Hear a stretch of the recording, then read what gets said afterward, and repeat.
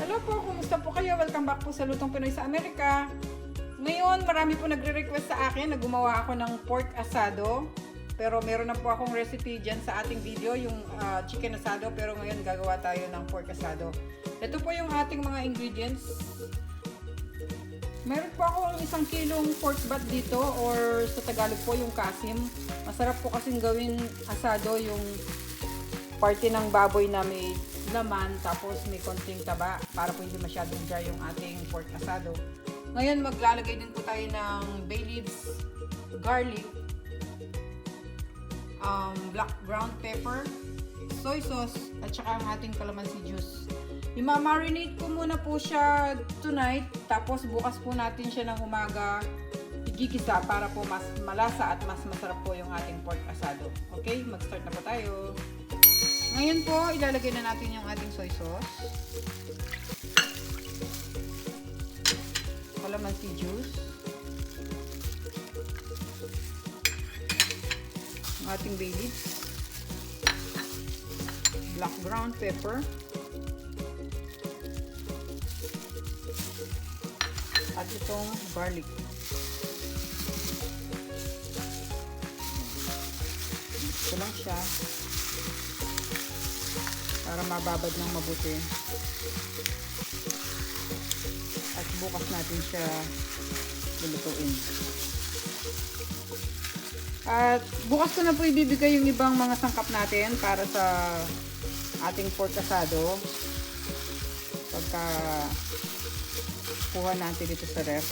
Nire-ref ko muna siya ng overnight. Ngayon na-mix na po natin lahat siya. Ilalagay na natin yung takip. At babalikan ko po kayo tomorrow morning. Okay, maraming salamat po. See you guys tomorrow. Okay guys, good morning. Ito ang ating additional ingredients para sa ating pork asado. Ito yung binabad natin kagabi at lulutuin na natin siya ngayon. Ito na yung mga additional ingredients natin. Meron tayong cooking oil, garlic, onion, black ground pepper. Gagamit ako ng red bell pepper, pero optional lang siya kung gusto niyo lang maglagay. Padagdag flavor lang din sa ating pork asado. Meron tayong liverspread, 1 whole onion, ang ating tomato paste, at itong aking pork stock. Pwede kayong gumamit ng tubig lang, kaya lang ako kumuha ng pork stock kasi nagpapakulo ako ng buto-buto, magluluto ako ng lomi kasi malamig dito. At yung ating pork. Okay, ang gagawin natin ngayon, itong pork lalagay natin dito sa ating pot. Pakukuluan muna natin siya. At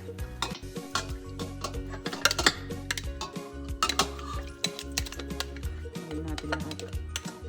And then simmer muna natin to. Siguro ng mga 15 to 20 minutes kasi medyo matigas ang meat ng baboy, kaya pakukuluan muna natin siya. Talagyan ko na sa stove.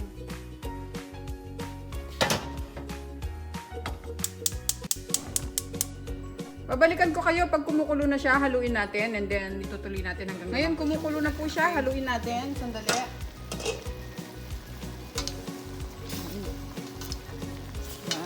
Ganda ng ano natin. Haluin lang natin siya para maluto yung iba na nasa taas. Yan, ngayon nahalo na natin. Hinaan lang natin yung apoy niya para ma-slow cook lang. Sa medium to low. Siguro na mga na lang, mga 10 minutes. Okay.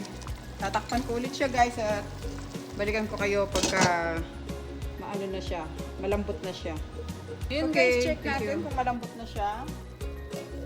Hindi naman natin siya kailangan sobrang lambot kasi igigisa pa naman natin. Ayan o, lumabas na yung mantika niya. Ibig sabihin, okay na. Okay na siya. Malambot na. Hindi na natin kunin yung meat. I-set aside muna natin yung niya, yung sauce niya. Tanggalin natin yung meat sa sauce. Off ko muna yung stove.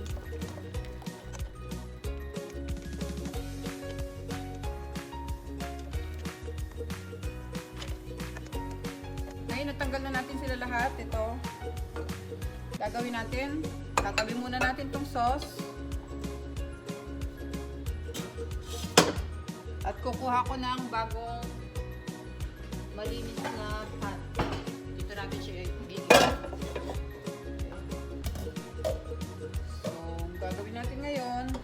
Sorry yung stove. Ngayon, napainit ko na itong ating pot. Lalagyan ko na siya ng cooking oil. Pagkatapos, lalagay ko muna itong meat natin para i-sear natin siya. Parang prituhin lang natin siya ng konti. Para mag-dark yung kulay ng ating karne. Para mas masarap siya. Yung gamit ko palang oil dito guys, olive oil. Kasi medyo oily na yung baboy natin. Kaya gamit ako ng olive oil. Pero optional lang yun kung anong oil ang gusto nyo gamitin natin sa inyo.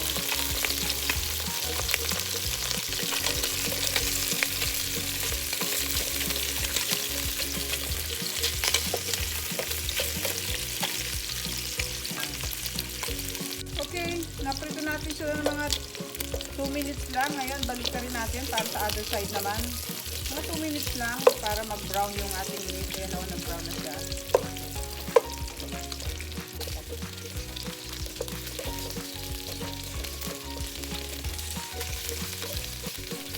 Hayaan muna natin siya ngayon ng mga 2 minutes pa para sa kabila naman. Okay, na-sear na natin sila. Ilalagay na natin yung ating garlic.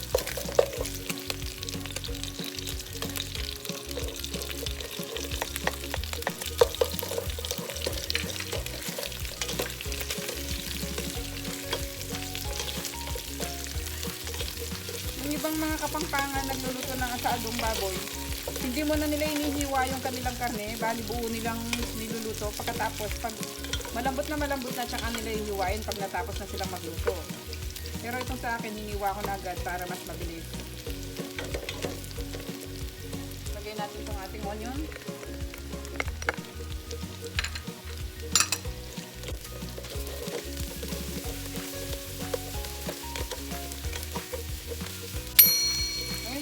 Natin itong ating tomato paste.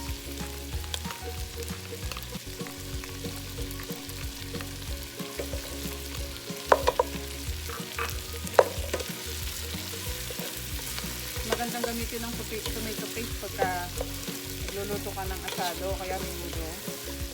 Mas colorful siya, mas ano siya, malasa. Yan. Tapos bubos ko na itong ating black brown pepper. Itong ating red bell pepper. Mix muna natin.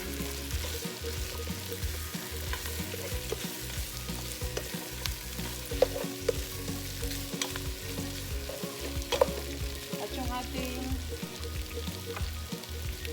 sauce.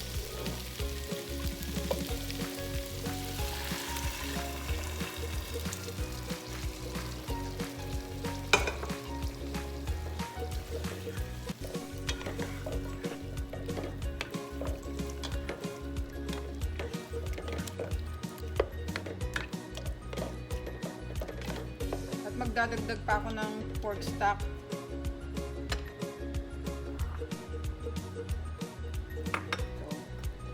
Siguro mga half cup lang ilalagay ko. Dahil medyo ano na siya.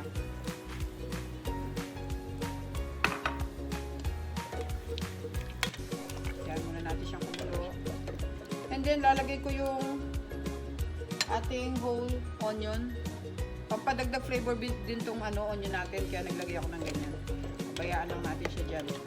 Okay guys, pakulo natin ulit siya na mga 5 to 7 minutes. Okay, tatakpan ko muna.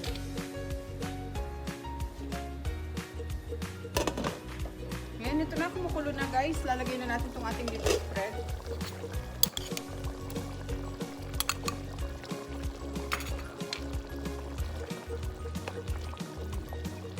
Bango. Yung ating Liverspread, pampalapot din siya sa sauce ng pork asado. Kaya naglagay tayo ng Liverspread. Pakukuluan pa natin siya ng konti.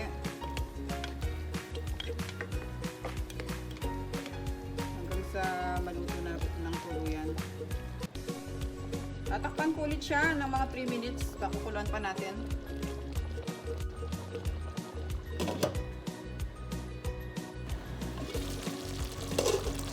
Yan, ito. Luto na yung ating asado. Kanina pala guys, hindi ko na naipakita sa inyo. Nagdagdag ako ng 1/4 cup ng water kasi yung lata na pinaglagyan ng tomato paste, nilagyan ko ng tubig. Ewan ko kung ginagawa nyo yun. Siguro mga 1/4 yung nilagay ko doon, 1/4. So yung ating water or yung ating pork stock na nilagay dito is nasa 3/4 na. Lilista ko naman sa description below, pakicheck nyo na lang mamaya.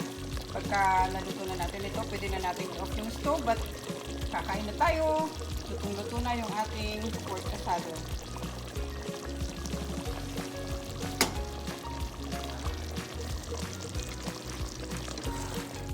Okay guys, ready na tayo mag-plate.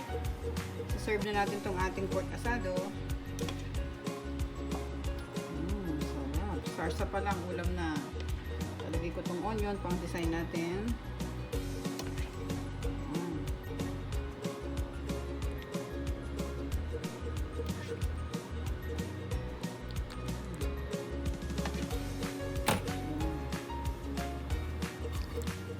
Guys, ito na po ang ating Kapampangan pork asado. Kung nagustuhan niyo po ang aming video, paki-like, share, and subscribe po sa aming channel, Lutong Pinoy sa Amerika. At paki-watch din po yung aming other videos. Marami po kaming masasarap na recipe doon na pwede pong ihanda para sa Pasko. At Merry Christmas po sa ating lahat. Maraming salamat po sa aming mga subscribers at sa walang sawang pag-support nyo sa aming channel. Ingat po tayong lahat at God bless po. Maraming salamat po sa inyo. Ito na po ang ating pork asado.